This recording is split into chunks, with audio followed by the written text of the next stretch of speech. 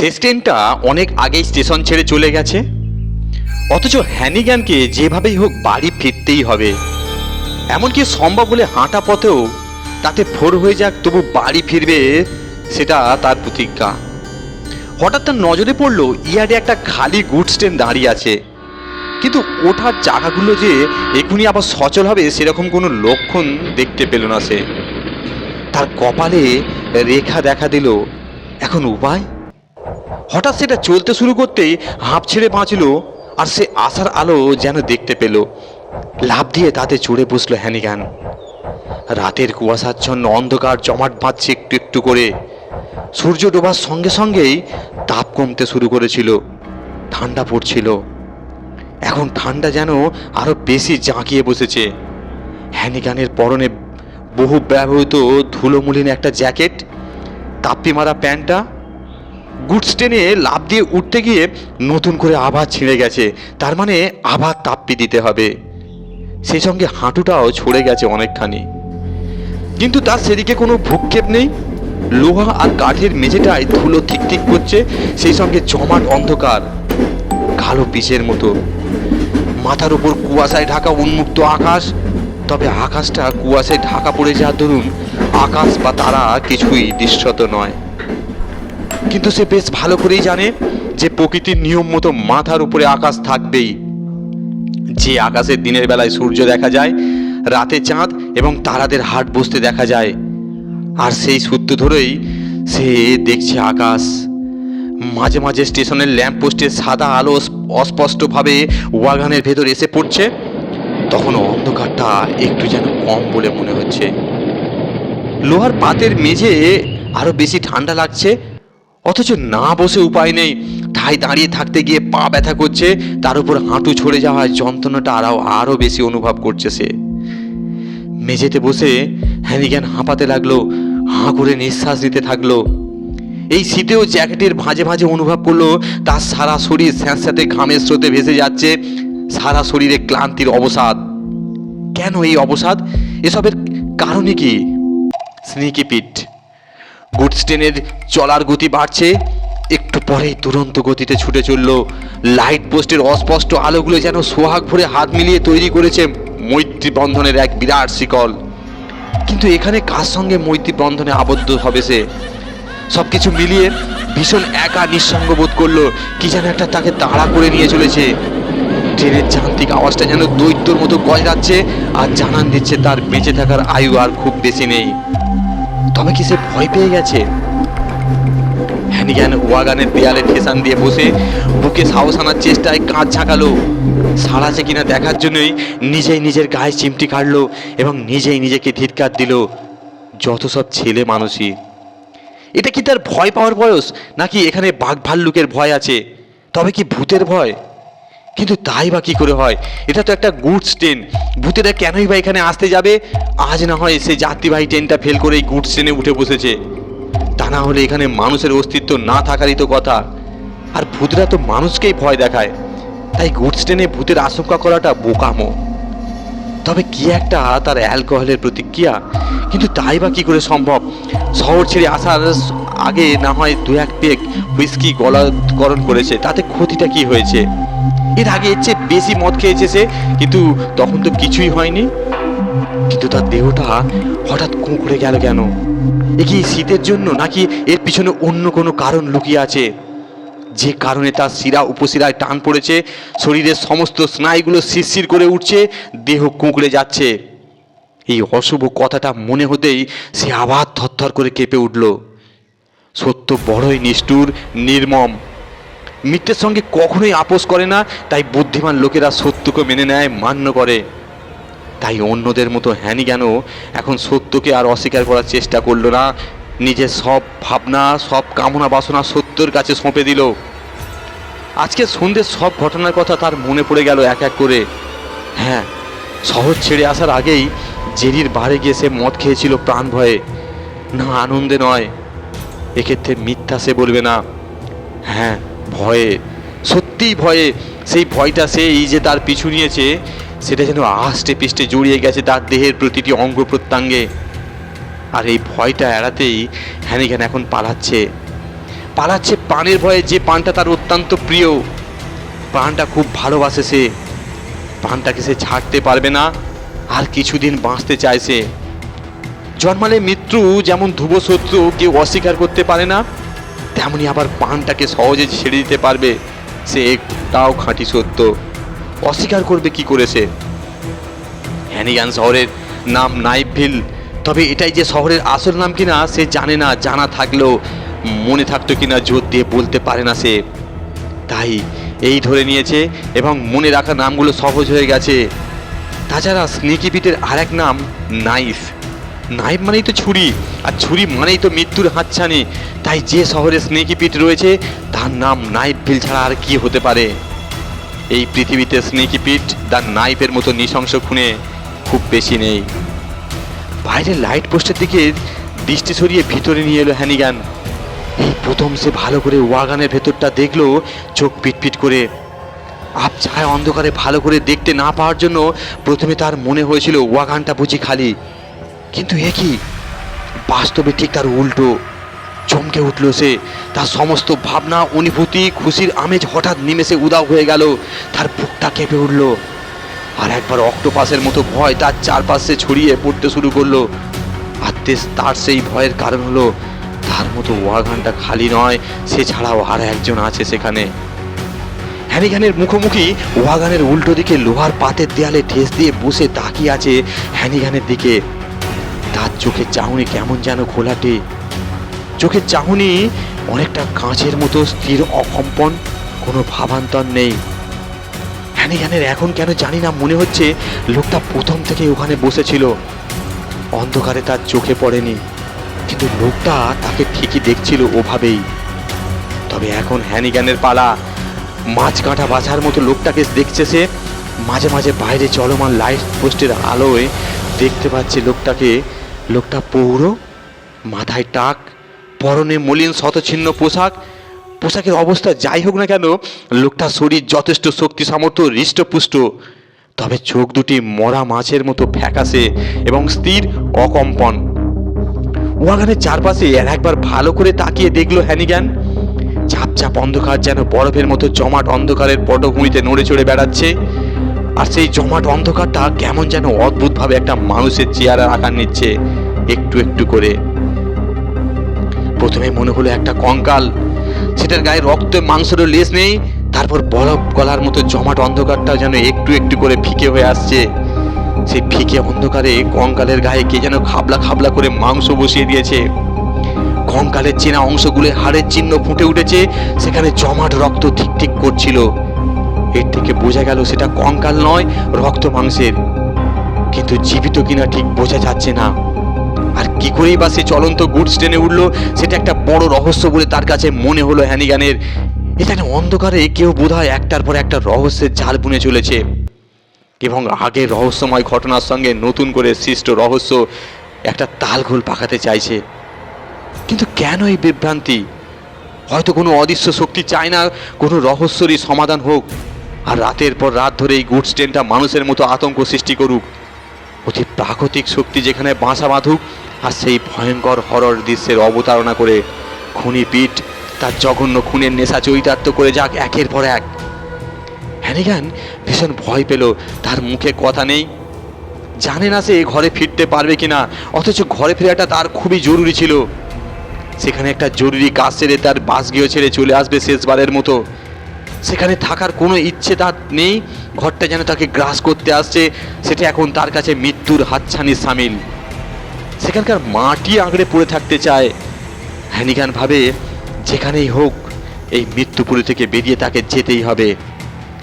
সাহস পুনরুদ্ধার করার জন্য তার সহযাত্রীকে অবলম্বন করে বাঁচার পথ খুঁজতে সে এবার ভয়ে ভয়ে তার সহযাত্রীর দিকে তাকালো। তীক্ষ্ণ দৃষ্টিতে নিরীক্ষণ করলো তাকে।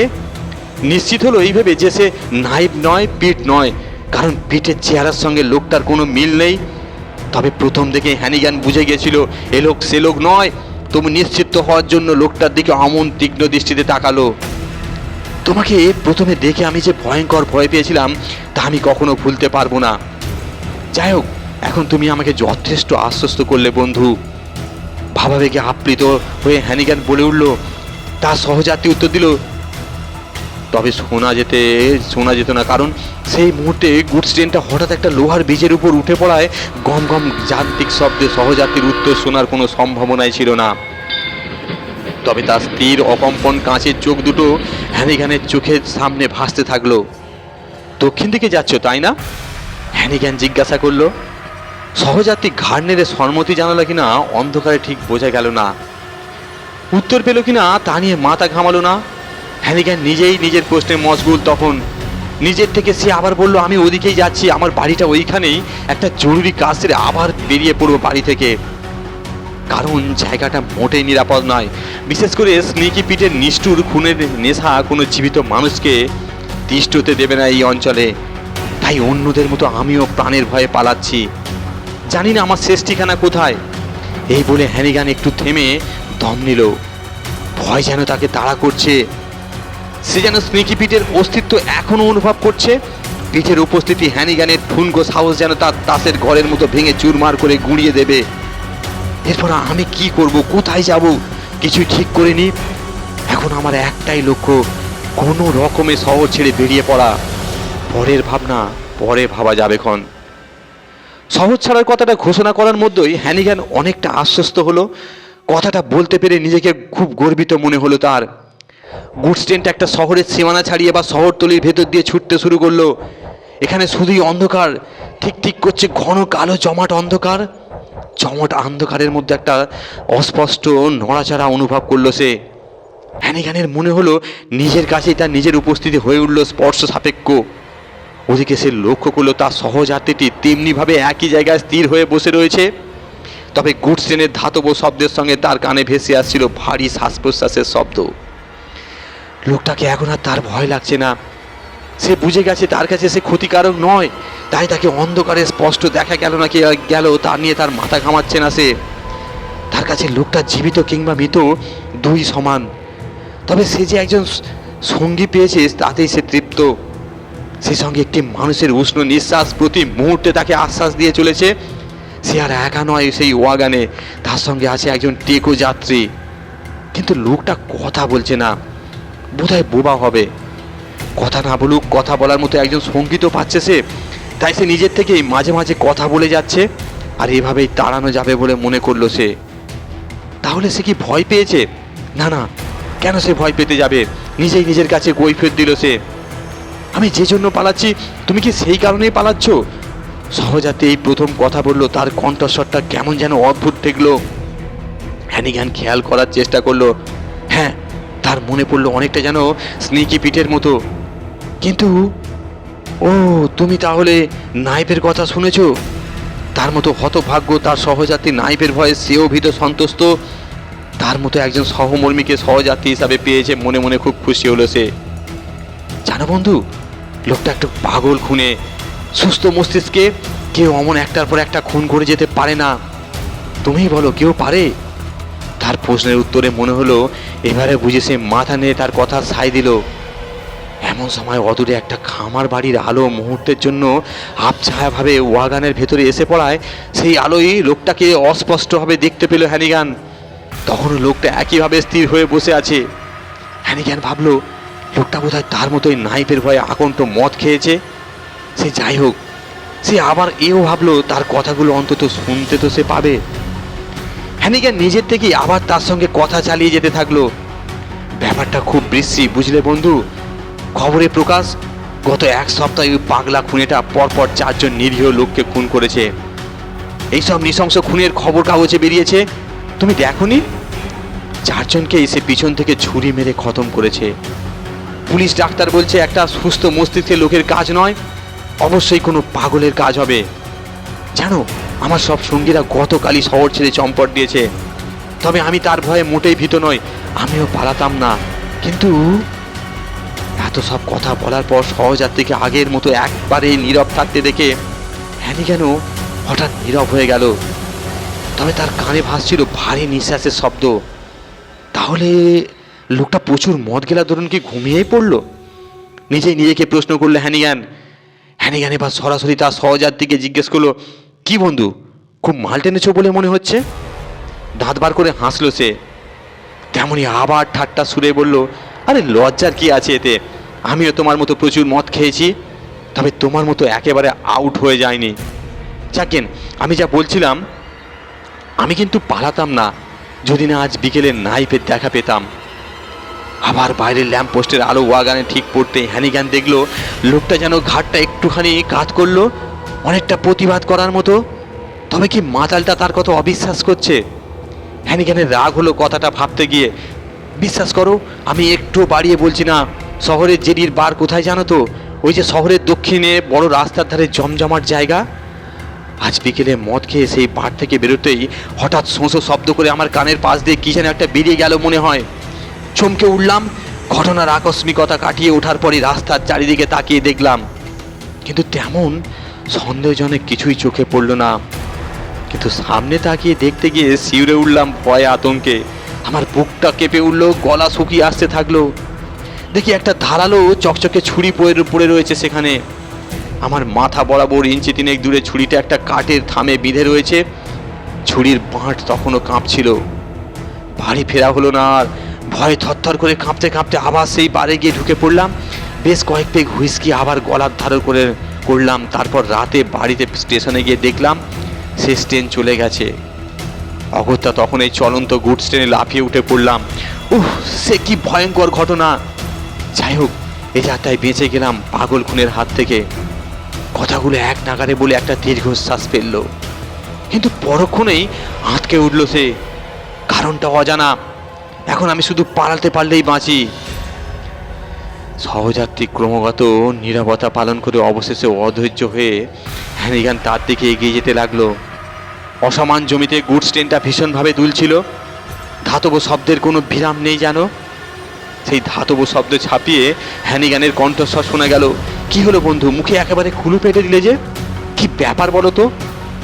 এতক্ষণ আমি যা যা বলে গেলাম সেসব শুনে তোমার কি প্রতিক্রিয়া বলো? হ্যানিগান বেশ বুঝতে পারলো অরণ্য রোদনের মতো প্রশ্নটা সে নিজেকেই করছে। তার সহযাত্রী যে তার প্রশ্নের উত্তর দেবে না জানতো না সে। তার অনুমানটা সত্যি সত্যি তার সহযাত্রী আগের মতো নীরব থেকে গেল। তবু সে হাল ছাড়লো না। নিজের থেকে আবার জিজ্ঞেস করলো, চুপ করে থেকো না বন্ধু, উত্তর দাও। তুমি কি মনে করো এমন পাগল তুমি কি দেখেছো কখনো যে অকারণে মানুষ খুন করে? এরপরও সে নীরব হয়ে গেল। কেবল ভারী নিঃশ্বাসের শব্দে ওয়াগানটা গম গম করতে থাকলো। সহযাত্রী দিকে হ্যানিগান আর একটু এগোতেই গুডস ট্রেনটা প্রচণ্ড ঝাঁকুনি দিয়ে উঠল। এই সময় আবার ল্যাম্পপোস্টের এক আলো ঝলক এসে পড়লো ওয়াগানের ভেতরে।